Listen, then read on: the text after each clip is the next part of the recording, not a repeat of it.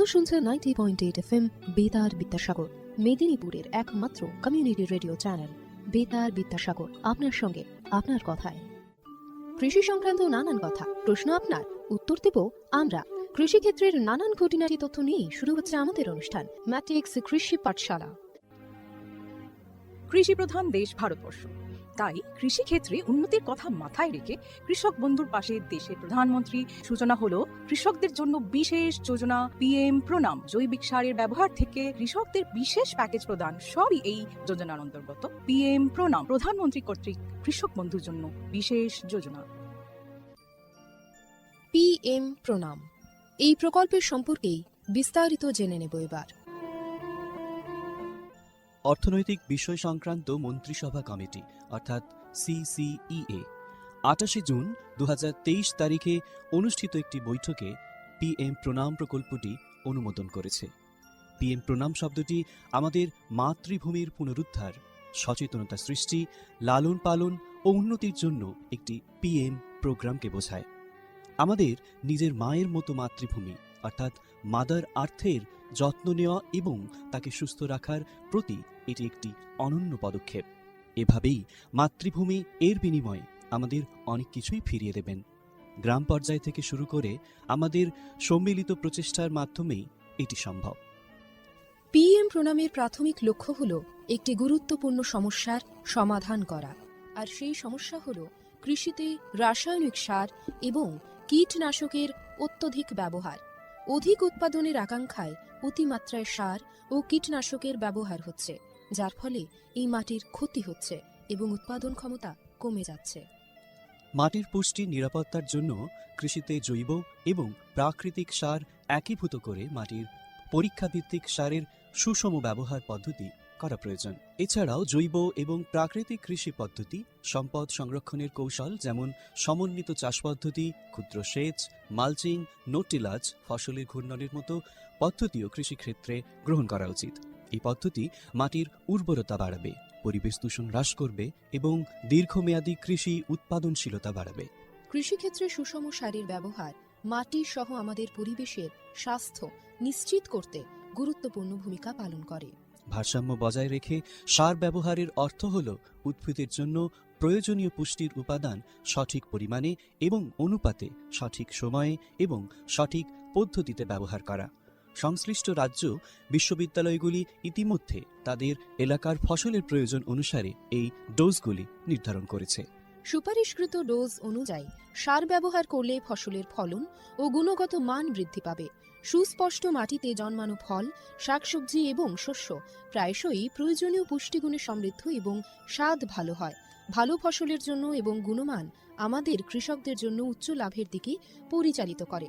এটা শুধু আরও বেশি পরিমাণ ফসল ফলানোর জন্য নয়, বরং ফসলের মানকেও উন্নত করার জন্য একটি বড় পদক্ষেপ। এটি একটি জয়ের কৌশল যা আমাদের কৃষকদের, আমাদের পরিবেশ এবং শেষ পর্যন্ত আমাদের সকলকে উপকৃত করে। সঠিক জ্ঞানের সঙ্গে পুষ্টির ব্যবহার করলে আমরা যে শুধু ফলনই বাড়াতে পারব তা নয়, বরং আমাদের জমি ভবিষ্যৎ প্রজন্মের জন্য যাতে উর্বর থাকে তাও নিশ্চিত করতে পারব। সুতরাং আসুন একটি উজ্জ্বল এবং আরও টেকসই কৃষি ভবিষ্যতের জন্য সুষম সার ব্যবহারের প্রচার এবং অনুশীলন চালিয়ে যাই। বিকশিত ভারত সংকল্প যাত্রা, বিকশিত ভারত সংকল্প যাত্রা। আসুন এই প্রকল্পের বিষয়ে এবার জেনে নেওয়া যাক। এই প্রকল্পের মূল উপাদানগুলির মধ্যে একটি হল PM প্রণাম প্রকল্প এবং কৃষিতে ড্রোনের ব্যবহারকে উন্নীত করার প্রচেষ্টা করা। সারের সুষম ব্যবহার এবং ন্যানো সারের ব্যবহার নিশ্চিত করার লক্ষ্যে department of fertilisers, sir company, প্রধানমন্ত্রী কৃষি সমৃদ্ধি কেন্দ্র, ফিল্ড অফিসার এবং নোডাল অফিসার সহ বিভিন্ন স্টেক হোল্ডারদের একত্রিত করেছে। VBSY এর একটি আকর্ষণীয় বিষয় এই যে এর মাধ্যমে বিভিন্ন ফসল এবং গাছপালাগুলিতে ন্যানো সার এবং জলে দ্রবণশীল সার স্প্রে করার পদ্ধতি প্রদর্শনের জন্য ড্রোনের ব্যাপক পরিমাণ ব্যবহার করা।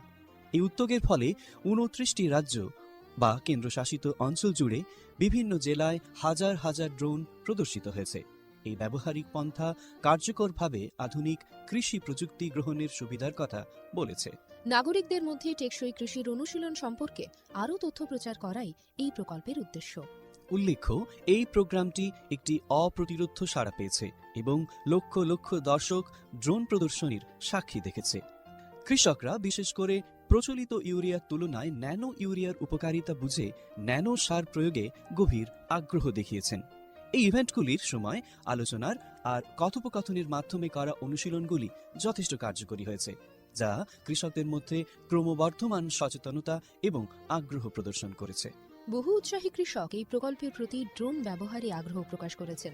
এই আধুনিক প্রযুক্তির অর্থনৈতিক সম্ভাব্যতা কৃষকদের আলোর দিশা দেখিয়েছে এবং কৃষিতে আরও টেকসই এবং সাশ্রয়ী পদ্ধতির পথ প্রশস্ত করেছে।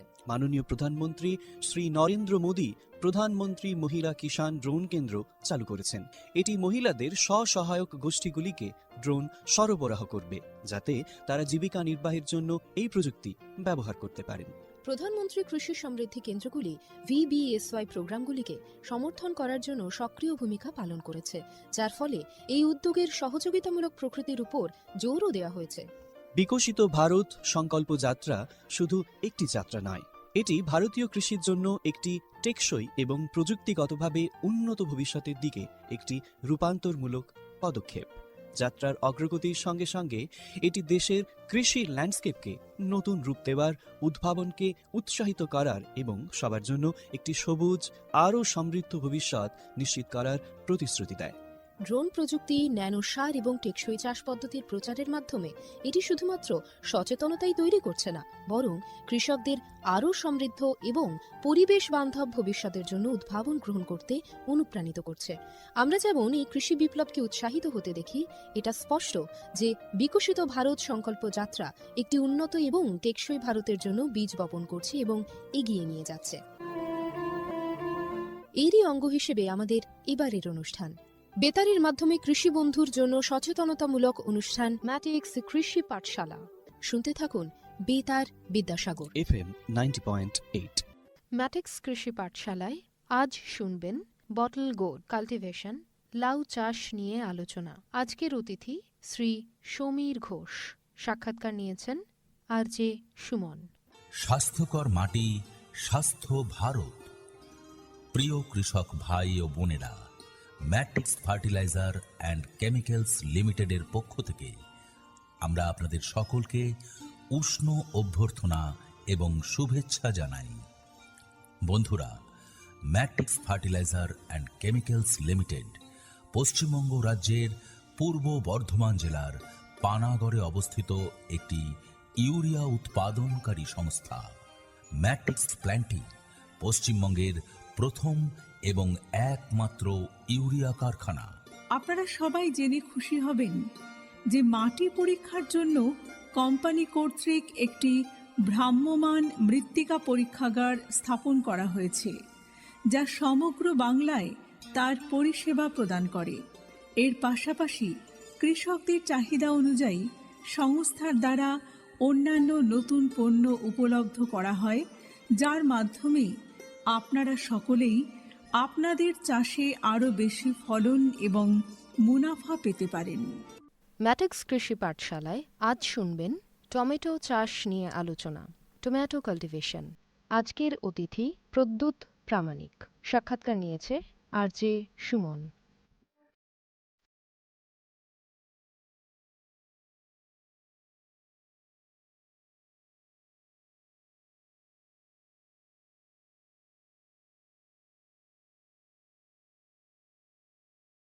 নমস্কার, 90.8 বেতার বিদ্যাসাগরের ম্যাট্রিক্স কৃষি পাঠশালায় আপনাদের স্বাগত।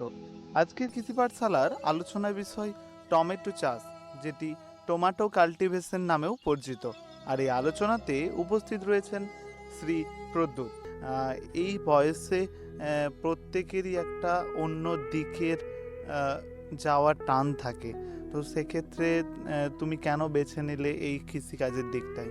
হ্যাঁ, কৃষিকাজ আমাদের ভারতবর্ষের কৃষি প্রধান দেশ, সেহেতু কৃষিকাজও আমাদের জীবনের একটি অংশ। যেমন পড়াশুনো করে চাকরি পাওয়া একটা মানুষের লক্ষ্য থাকে, সেরকম ভাবেই কৃষিকাজও আমাদের একটা দিক, যে দিক থেকে আমরা আমাদের প্রয়োজনীয় অর্থ উপার্জন করে থাকতে পারি, বা আমাদের দৈনন্দিন চাহিদা মেটানোর জন্য, বা আমাদের সব কিছুর জন্যই কৃষিকাজও একটা অপরিহার্য হিসেবে পরিচালিত হয়। এছাড়াও আমাদের পারিবারিক হিসেবে কৃষিকাজকে অনেকটাই প্রাধান্য দেওয়া হয়ে থাকে বা হয়েছে বা এখনও হচ্ছে। সেই হিসেবেই আমিও আমার বাবা কাকুদের মতোই কৃষিকাজের সঙ্গে যুক্ত বা কৃষিকাজ বিষয়ক কিছু করতে অভ্যস্ত বা আরও এগিয়ে যেতে চাই বা আরও কিছু করতে চাই।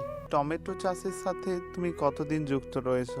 হ্যাঁ, টমেটো চাষ আমাদের পারিবারিক বললাম যে কৃষিকাজ হচ্ছে এই শীতকালীন ফসল টমেটো চাষ তখন থেকেই যুক্ত। আমি যখন থেকেই প্রায় গত 7-8 বছর বা তারও বেশি সময় ধরেই টমেটো চাষ হয়ে থাকে আমাদের। প্রতি বছরই চাষ করা হয়, সেই হিসেবেই টমেটো চাষের সঙ্গে এটা কি কোনো ব্যবসা ভিত্তিক তোমাদের চাষ হয়ে থাকে, না নির্দিষ্ট পরিমাণ কিছু সীমিত চাষ করে থাকো? হ্যাঁ, সীমিত চাষ ঠিক নয়। আমাদের বাজারে বিক্রির জন্যই বা দৈনন্দিন বাজারে আনাজ বিক্রি করার জন্যই এই টমেটো চাষ করা হয়ে থাকে। একটু বেশি পরিমাণেই চাষ করা হয়, খুব কম নয়। আচ্ছা, তো প্রথমেই আপনার কাছে জানতে চাইবো যে এই টমেটো চাষের জন্য আমরা মাটিটা কিভাবে তৈরি করে নেব? হ্যাঁ, টমেটো চাষের জন্য অন্যান্য চাষের মতোই মাটি সুন্দরভাবে তৈরি করতে হয়, যেমনভাবেই চাষ করা হয়। এখন বর্তমানের যুগে উন্নত প্রযুক্তি হিসেবে ট্র্যাক্টরের নাঙল চাষ করা হয়, সেরকমই ট্র্যাক্টর দিয়েই আমাদের জমিতে চাষ করে নেওয়া হয়। টমেটো চাষের জন্য একটা জমিতে অনেকবার টমেটো চাষ করা যায় না, প্রতি বছর চেঞ্জ করে দিতে হয়। তাই জন্য অন্যান্য জমিতে প্রতি বছর চাষ করা হয়। সবথেকে ভালো হিসেবে নদী পাশের এঁটেল মাটিতে টমেটো চাষের ভালো হয়ে থাকে। দোআঁশ মাটিতেও ভালো হয়, কিন্তু এঁটেল মাটিতে সবথেকে ভালো পরিমাণে এই চাষের ফসল পেয়ে থাকি। এই জন্য প্রথমে লাঙল দিয়ে ট্রাক্টর দিয়ে চাষ করে নেওয়া হয়। 2 থেকে 3 বার চাষ করা হয়, চাষ দেওয়া হয়। একটু ভালো করে কর্ষণ করে নিতে হয়, গভীরভাবেই করতে হয়। এরপর মই দিয়ে সুন্দর করে চারিয়ে নেওয়া হয় জমিটিকে, আর যাতে জল টল না দাঁড়ায়, ভালোভাবে নালা টালা দিয়ে সব কিছু ঠিকঠাক করে দেওয়া হয়। আমরা অনেক ফসলের ক্ষেত্রেই দেখে থাকি যে মাটি তৈরি করার সময় মাটির সাথে আমরা বিশেষ কিছু উপাদান ব্যবহার করে থাকি, সেটা রাসায়নিক সারই হোক বা কোনো ঔষধি হোক। সেটার মূল কারণ হচ্ছে যে মাটির গুণগত মান বজায় রেখে এবং তাকে উপযুক্ত করে তোলা একটা চাষযোগ্যর জন্য। তো এক্ষেত্রে কি সেরকম আমরা কোনো কিছু করে থাকি? হ্যাঁ, এক্ষেত্রে আমরা জৈব সার ব্যবহার করি টমেটোর জন্য, আর রাসায়নিক সারও দিয়ে থাকি। আচ্ছা, জৈব সার হিসেবে গোবর সারকে সবসময় প্রেফার করা হয়। আর জৈব সার বলতে বাজারে যে পাওয়া যায় জৈব সার, জৈব খোল বা আচ্ছা। সরিষা খোল, এগুলোও আচ্ছা। দেওয়া হয়ে থাকে। রাসায়নিক সার হিসেবে গ্রোমোর দেওয়া হয়, ইউরিয়া দেওয়া হয়, পটাশ দেওয়া হয়। কি পরিমাণ ব্যবহার করব? এই যে আপনি বললেন গোবর সার, প্রথমে যদি আসি, এই গোবর সার বলুন, তারপরে আপনি বললেন সরিষা খোল বা অন্যান্য যে রাসায়নিক সারগুলি, ওগুলি কিভাবে প্রতি কাঠাপটি যদি ধরে নিই কতটা পরিমাণ দেব? হ্যাঁ, গোবর সার যদি দেওয়া হয় 8 থেকে 10 ছড়া বা তারও বেশি দিলেও সমস্যা নেই, 8-10 ছড়া দেওয়া হয়। আচ্ছা। সরিষা খোল ধরুন কাঠা প্রতি 2 কেজি দেওয়া হয়, আচ্ছা। 2 কেজি থেকে 2.5 কেজির মতো দেওয়া হয়। আর রাসায়নিক সার হিসেবে গ্রোমোর যদি বলেন, গ্রোমোর হিসেবে কাঠা প্রতি 1 থেকে 1.5 কেজি দেওয়া হয়, বা বেশি দিলেও সমস্যা নেই, কিন্তু 1-1.5 কেজি দিলেই হবে। আর যেটা বললাম ইউরিয়া, ওটা হচ্ছে 4 থেকে 500 গ্রাম দেওয়া হয়। আর পটাশ ওটা কম দেওয়া হয়, 3 থেকে 400 গ্রাম কাঠা প্রতি, বা 500-র কাছাকাছি, বেশি নয়, কম দেওয়া হয় এগুলো আর কি। সব সার একসাথে দেওয়া যেতে পারে। আচ্ছা। যখন মাটিটা তৈরি করা হবে, লাঙল ট্রাক্টর দিয়ে চাষ করা হবে, তখন ওইগুলো দিয়ে একসাথে মাটির সঙ্গে মিশিয়ে মানে তখন একসাথেই মাটির কর্ষণের সাথে ওগুলো মিশে যাবে। মিশিয়ে দেওয়া হয়। হ্যাঁ, সেক্ষেত্রে হয়তো চাষি ভাইয়ের কমই একটু খরচ হবে, কারণ ওটা করতে গেলে পরে হয়তো আরও কিছু পয়সা দিতে হতো অন্য কোনো মজুরকে। আচ্ছা, এক্ষেত্রে আমরা মাটি তৈরির পর, তো এক্ষেত্রে এই টমেটো চাষের জন্য আমরা কি বীজ থেকে করব না কোনো লত থেকে? হ্যাঁ, টমেটো চাষের জন্য টমেটোর বীজ থেকে এই চারা তৈরি করা হয়, তারপর সেই চারা লাগানো হয়। লতের কোনো এখানে বিষয় নেই। প্রয়োজন হয় না। আচ্ছা, চাষি ভাই কি মানে বীজ থেকে চারাটা তৈরি করে, না চারাটাই বাজার থেকে কেনে? না, চারাটা যেগুলো বাজার থেকে কেনা হয় সেগুলো অতটাও হয়তো ভালো গুণগত মানের হয় না। এই জন্যই আমি বলবো, বা আমরা যেটা করি সেটা হলো বাজার থেকে বীজ কিনে নিই, ভালো জাতের টমেটোর বীজ কিনে নিই, বীজ কিনে নিজেরা বাড়িতে চারা তৈরি করি, তারপর সেই চারা জমিতে লাগাই। বীজের কি পরিমাণ দাম দিয়ে কিনতে হয়? গ্রাম হিসেবে পাওয়া যায়। হ্যাঁ, বীজগুলো গ্রাম হিসেবে পাওয়া যায়। 1 গ্রামের দাম নেয় যেরকম 100 থেকে 150 টাকা, বা 10 গ্রাম থাকলে সেগুলো 800 থেকে 900 বা 1000 টাকা নেয়, এরকম হিসেবে পাওয়া যায়। আচ্ছা, ওই ধরুন নিন আমরা ধরলাম 1 গ্রাম বীজ, 1 গ্রাম বীজে কতগুলো চারা আমরা পেতে পারি? হ্যাঁ, 1 গ্রাম বীজেই ধরুন 150 থেকে 200 বা 100 থেকে 150 গ্রামের 150 পিসের মতো পেতে পারি। 100, আচ্ছা, মানে 40-50 পার গ্রামে আমরা 100 পিস চারা পাবোই। পাবোই। হ্যাঁ। আচ্ছা, এই বীজটা নিয়ে যাওয়ার পর বীজটা কি শুদ্ধিকরণের প্রয়োজন রয়েছে? না, বীজগুলো দোকান থেকে যেগুলো কিনি আমরা সেগুলো শুদ্ধ বীজই প্রয়োজন, শুদ্ধ বীজই থাকে। আচ্ছা আর এগুলোকে প্রয়োজন হয় শুধুমাত্র রোদে শুকনো করে নেওয়া একটু। আচ্ছা, তারপর মানে এগুলো- শুদ্ধিকরণ বলতে শুধু আমরা ওই রোদের উষ্ণতাতে একটু গরম করে নিই। আচ্ছা, ওই চারা করব কিভাবে এই বীজ থেকে? হ্যাঁ, ওই বীজগুলোকে হচ্ছে মাটিতে একটু সুন্দর মাটি তৈরি করা হয়, যেখানে জল টল লাগবে না, বা সুন্দর করে ছাওয়া করা হয় একটু। তারপর মাটিগুলো পরিষ্কার করা হয়, সেখানে এই যে বললাম বেলে মাটি, নদীর পলি মাটি, ওইগুলো পলি মাটি এনে সুন্দর করে ভালো করে করা হয়, তৈরি করা হয়। সেখানে কিছুটা থাইমেট বা গ্যামাক্সিন পাউডার দিয়ে দেওয়া হয় একসাথে মিক্স করে। তারপরে মাটিতে কিছু 10-26 বা গ্রোমোর কিছু দিয়ে আর মাটিটার সঙ্গে কিছুদিন রাখা হয়, 2 দিন বা 1 দিন। তারপর একটা একটা বীজ একটু একটু ছোটো করে হাতে করে করে ডোব করে করে বীজগুলোকে ফেলে দেওয়া হয়। তারপর মাটিগুলোকে কিছু কিছু মাটি দিয়ে চালাই করে চেলে একটু একটু ঢাকা দিয়ে দেওয়া হয়। আচ্ছা, আপনি বললেন এই মাটির সাথে যেখানটায় বীজ করব ওখানটা একটা কোনো কিছুভাবে ঘিরে ওই থাইমেট বা বীজ দিয়ে দেয়। এই থাইমেট বা বীজ দেওয়ার কারণ কি? হ্যাঁ, যাতে ওই বীজগুলো যখন অঙ্কুরোদ্গম হয়ে বড় হবে তখন যাতে কোনো মাটির পোকা বা জীবাণু ওগুলো কেটে দিতে না পারে শিকড়গুলোকে, তাই জন্য দেওয়া। যদি না দেওয়া হয় তাহলে ওই পোকা বা শিকড় যেগুলো মাটিতে থাকবে পোকাগুলো, ওগুলো গড়ার শিকড়গুলো কেটে গাছগুলো মারা যেতে পারে। আচ্ছা, মানে ছোট চারা গাছগুলো তখন হয়তো ভালো হবে। ভালো হবে না। আচ্ছা, আপনি বললেন এটাও যে আমরা ঘিরে দিই। এই ঘিরে দেওয়ার কারণ কি? কারণ আমরা শুনেছি প্রত্যেক গাছের ক্ষেত্রেই জল, বাতাস এবং আলোর প্রয়োজন রয়েছে। তো হ্যাঁ। সেক্ষেত্রে এই ঘিরে দেওয়ার কারণ কি?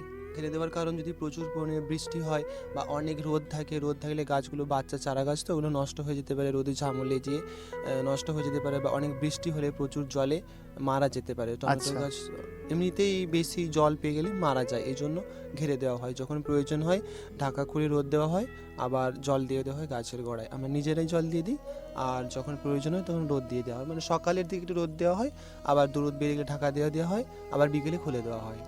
আচ্ছা, এটা প্রায় কতদিন আমাদেরকে বদ্ধ অবস্থায় রেখে চারাটা লাগানোর আগে পর্যন্ত রাখতে হয়? এই মোটামুটি ধরুন 20 থেকে 25 দিন বা 1 মাসের মধ্যেই হয়ে যায়। 1 মাসের সময় লাগে না হয়তো, বা চারাটা মাটিতে ফেলার পর থেকে 1 মাসের মধ্যেই চারা তৈরি হয়ে যায়। মানে বীজ থেকে চারা গাছ লাগানোর অবস্থায় আসতে 1 মাস সময় প্রয়োজন লাগে।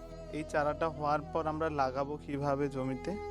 এই চারাটা যখন একটু বড় হয়ে যাবে, সেই যখন যে জমি তৈরি করা হয়েছিল সেই জমিতে লাগানো হবে। লাগানোর জন্য ভেলি করে লাগানো হয়। ভেলি ধরুন ওটার মধ্যে একটু কিছুটা গ্যাপ থাকে, কিছুটা গ্যাপে গ্যাপে চারাগুলো ডোব করে করে সুন্দর করে লাগানো হয়। আচ্ছা, এই গ্যাপটা কতটা আমরা দেব?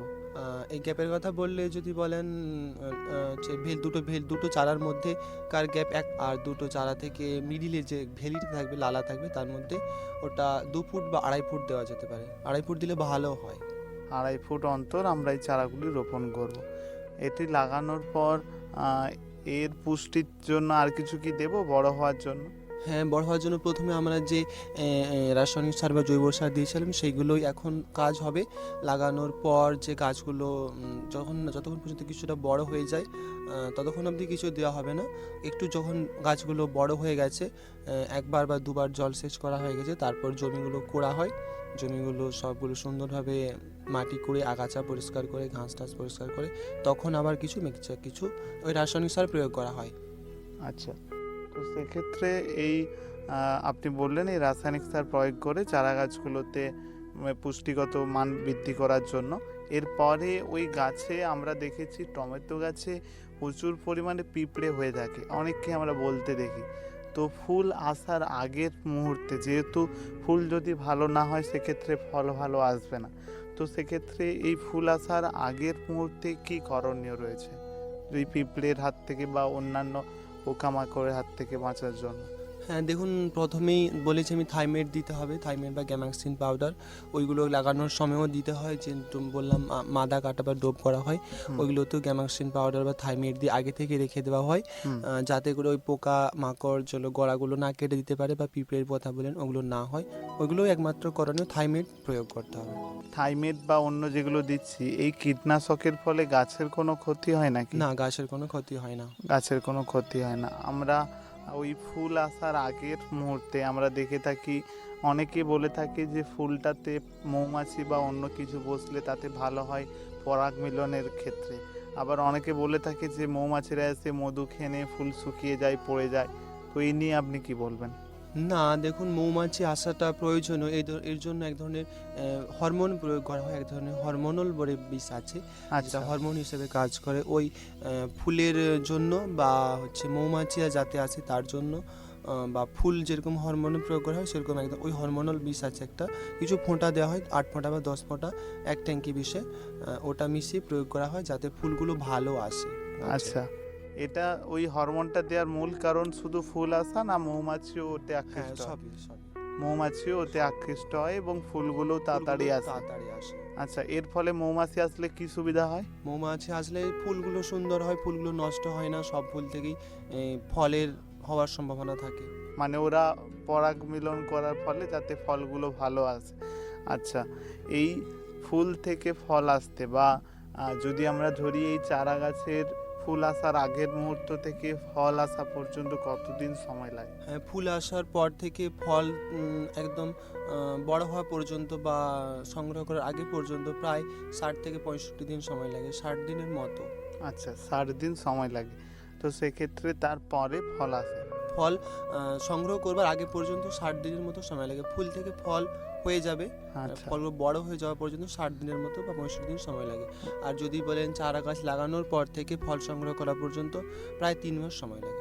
আচ্ছা, ওই ফলগুলো তো আমরা ন্যূনতম দেখে থাকি যে পেকে যাওয়া অবস্থায় তুলে বাজারজাত করা হয়, বা প্রায় পক্ক অবস্থায় হয়ে গেলে তখনই তুলে বাজারজাত করা হয়। কাঁচা অবস্থায় নয়, সম্পূর্ণ কাঁচা নয়, কাঁচা বলতে অর্ধপক্ক অবস্থায় তুলে নেওয়া হয়, আর সেই ফলগুলোকে বাড়িতেই কিছুদিন রাখা হয়, এই ধরুন 5 থেকে 7 দিন রেখে দিলেও সমস্যা হয় না, তারপর বাজারের জন্য বিক্রি করা হয়। এই চাষের জন্য কি বেশি পরিমাণ জলের প্রয়োজন রয়েছে? না, জল বেশি পরিমাণে, জল খুব অল্প পরিমাণে প্রয়োজন হয়েছে। এঁটেল মাটিতে মাটি বসে যায়, ওতে জল লাগার পরিমাণ কম হয়, যাতে অনেক বেশি যদি জল হয় তাও জলে গাছগুলো মরে না, গাছ জল বেরিয়ে যায় জমি থেকে। আর যদি আচ্ছা। এমনি মাটি হয় তাহলে জল শোষণ করে নেয় প্রচুর পরিমাণে, যার জন্য গাছ মারা যেতে পারে।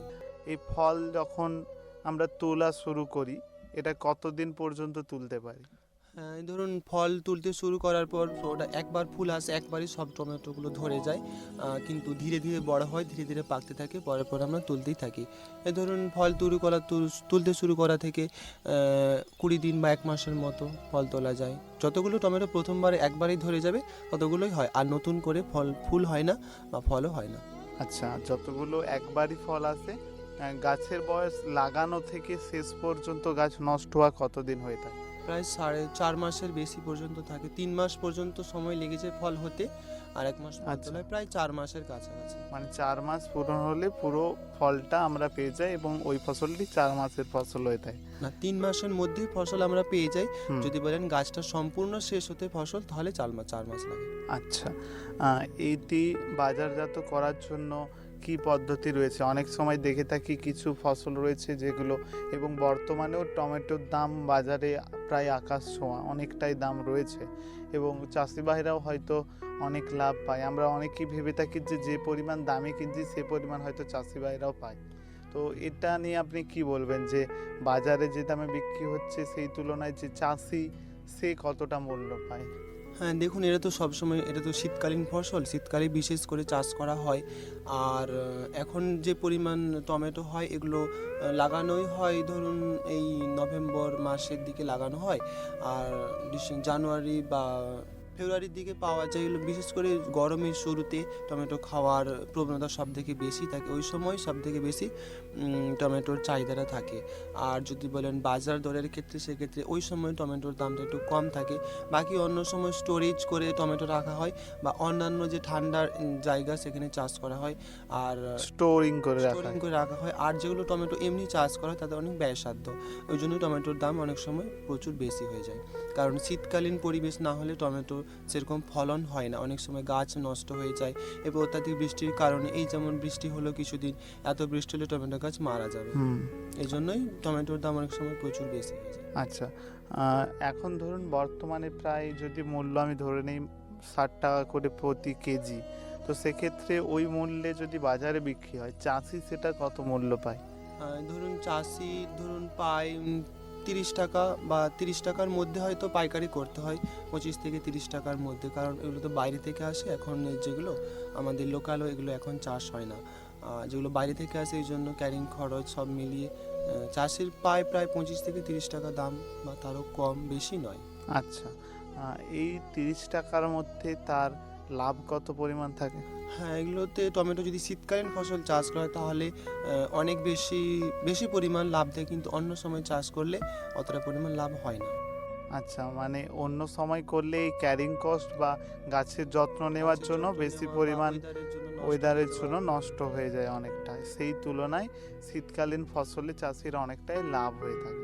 আচ্ছা, এই টমেটোর জন্য কি সাইজ অনেক সময় আমরা দেখে থাকি, কোনোটা ছোট হয় কোনোটা বড় হয়, তো এক্ষেত্রে কি এটা কি অন্য কোনো প্রজাতি হয়ে থাকে, না এর কোনো পুষ্টি বা গুণগত মানের জন্য অনেক সময় ছোট থেকে যায় বা বড় থেকে যায়? হ্যাঁ, দেখুন একটা গাছের সব টমেটোগুলো তো সমান হয় না, আচ্ছা, কতগুলো সুন্দর প্রথমের যেগুলো পাওয়া যায় সেগুলো খুব বড় বড় মাপের হয়, সুন্দর হয়, কিন্তু পরেরগুলো আস্তে আস্তে ছোট হয়ে যায় বা হয়ে থাকে। সব বছরও তো সমান হয় না, প্রথমেরগুলো বড় বড় হয়, তারপরেগুলো মাঝারি হয়, সর্বশেষ অনেক ছোট হয়ে যায়।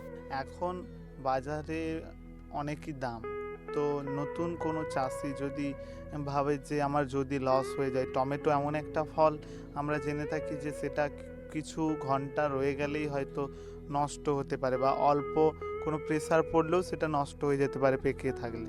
তো সেক্ষেত্রে আপনি নতুন কোনো চাষি যদি টমেটো চাষ করতে চায়, তার জন্য আপনি কি বলবেন? হ্যাঁ, তাকে বলবো প্রথমেই যে টমেটো চাষের যে পদ্ধতি আছে সেগুলো অবলম্বন করতে বা ফলো করতে। আর টমেটো গাছগুলো শীতকালীন সময় চাষ করা ভালো, এতে প্রথমের দিকে চাষ করলে, কারণ অন্য সময় চাষ করলে অনেক সমস্যা হতে পারে। শীতকালের সময় এতটা ফসল নষ্ট হয় না বা পচে যায় না, বা শীতকালীন তো শীতকালের ফসল অনেক সময় অবধি আমরা নিজেদের কাছে রাখতে পারি বা ঘরে রাখতে পারি, এই জন্য নষ্ট হয় না। আর নতুন চাষ করলে বলবো কম করে চাষ করতে, যাতে ফসল নষ্ট হয়ে গেলেও তেমন ক্ষতির আশঙ্কা না থাকে। মানে প্রথমে সে কম করে চাষ করে দেখে নিতে পারে যে কি পদ্ধতি কি রয়েছে বা কিভাবে আমার লাভ হতে পারে, বা তার মাটির গুণগত মান কীরকম, যার জন্য সে মাটির পরীক্ষাও করে নিতে পারে পিএইচ পরিমাণ মাতে। আচ্ছা, এই টমেটো চাষের জন্য আমরা অনেক সময় অনেক কিছু রোগ দেখে থাকি এই গাছে, ধরুন টমেটো কুঁকড়ে যায় বা পোকা হয়ে যায়, সেক্ষেত্রে আপনি কি বলবেন, এর জন্য কি পদ্ধতি অবলম্বন করা উচিত? হ্যাঁ, দেখুন টমেটো গাছের অনেক রোগ থাকে, অনেক সময় গাছ মরে যেতে থাকে, একটা গাছ মরতেই থাকবে, আপনি কিছু বুঝতেই পারবেন না কেন মারা যাচ্ছে। বা অনেক সময় ডগা কেটে দেওয়ার রোগ থাকে, অনেক সময় নবী ধসা বা পচা ধসা, টমেটোগুলো যে হয়ে গেছে টমেটোগুলোতে প্রচুর ধসা লেগে যায়, বা অনেক সময় পোকা থেকে টমেটোগুলো কানা করে দেয়। এই জন্য টমেটো গাছে প্রচুর রোগ থাকে, আর এতে প্রচুর পরিমাণে বিষ দিতে হয়। যেমন ধরুন গোড়ার ডগা কেটে দেওয়ার জন্য এক ধরনের বিষ পায়, সুমিপ্রিন্ট বলে, ওই বিষটা প্রয়োগ করা হয় যাতে ডগা না কেটে দেয়, বা ওতে থাইমেট প্রয়োগ করা হয় যাতে গোড়ার শিকড় না কেটে দেয়। আর যে ধসা লাগে, ধসার জন্য ম্যানকোজেব ইউজ করা হয়, বা মেটালাক্সিল বলে একটা বিষ পাওয়া যায় ধসার, ওটা দেওয়া হয়। আর লেদা পোকার জন্য রেস বা ইমেজ, ওই ধরনের কিছু বিষ প্রয়োগ করা হয় যাতে পোকাগুলো না কেটে দেয়। বা এতে যে জলসেচের পদ্ধতিতে আছে, জলসেচ বললে যে নালাগুলো থাকে, নালাগুলোতে যাতে ওপরে না উঠে যায় জল, খুব নালার নিচে থেকেই জল প্রয়োগ করা, যাতে ওই টমেটোগুলো যাতে জলে যদি ডুবে যায় তাহলে অনেক সময় পচে যেতে পারে, পচে গেলে নষ্ট হয়ে যাবে ফসল, এই জন্য ওই পরিমাণে জল দেওয়া হয়, খুব কম পরিমাণে জল দিতে হয়। আর কীটনাশক হিসেবে ওই সব কীটনাশকগুলো ব্যবহার করতে হয়, যেমন ম্যানকোজেব বললাম, রেস, ওগুলো খুব সুন্দর, মানে সঠিক সময় দিতে হবে, যদি না দেওয়া হয় তাহলে নষ্ট হয়ে যেতে পারে। আর এই একটা একটা করে গাছ মারা যাওয়ার একটা প্রচুর রোগ থাকে, যেগুলো জমি পরিবর্তন না করলে এরকমভাবেই নষ্ট হয়ে যেতে পারে।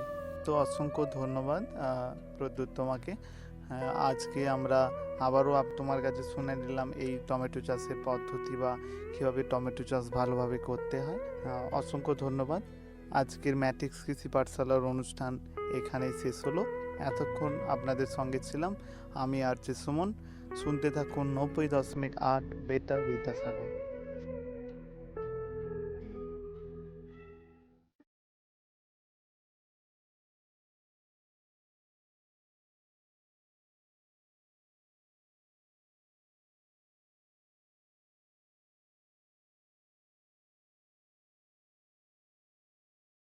কেমন লাগছে শুনতে বেতার বিদ্যাসাগরে ম্যাট্রিক্স কৃষি পাঠশালা অনুষ্ঠান? জানাতে অবশ্যই আমাদের মেল করতে পারেন betarbiddasagor@mail.bidyasagar.ac.in এই আইডিতে, অথবা আমাদের SMS কিংবা হোয়াটসঅ্যাপের মাধ্যমেও জানাতে পারেন আপনাদের ফিডব্যাক। Phone number 8111688495। সরাসরি ফোন করেও আপনারা জানাতে পারেন আপনাদের মতামত, কিংবা আমাদের চিঠিও লিখতে পারেন। চিঠি লিখবেন এই ঠিকানায়: বেতার বিদ্যাসাগর 90.8 FM, বিদ্যাসাগর বিশ্ববিদ্যালয়, রাঙামাটি 721102। এতক্ষণ শুনছিলেন কৃষি সংক্রান্ত বিশেষ অনুষ্ঠান ম্যাট্রিক্স ফার্টিলাইজার্স ও কেমিক্যালস লিমিটেডের প্রস্তুতি, কৃষক ভাই ও বন্ধুর জন্য কৃষিক্ষেত্রে বিশেষ বার্তা। এই ধরনের অনুষ্ঠান আরও শুনতে কানে রাখুন বেতার বিদ্যাসাগর 90.8 FM, ঠিক বেলা 1টায়।